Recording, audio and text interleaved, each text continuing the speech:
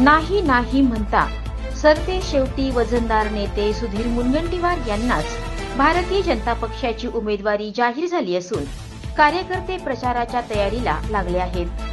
मात्र निवडणूक आचारसंहिता आता कोणत्याही क्षणी लागण्याची शक्यता असताना काँग्रेसचा उमेदवार ठरताना दिसत नाही। दरम्यान काँग्रेसमधील अंतर्गत वाद टोकाला गेला असून आमदार प्रतिभा धानोरकर यांच्या विरोधात विरोधी पक्षनेते विजय वडेट्टीवार यांनी दंड ठोपटल्याने उमेदवारी अर्ज भरण्याच्या क्षणापर्यंत काँग्रेसचा सस्पेन्स कायम राहणार की काय असं चित्र आहे।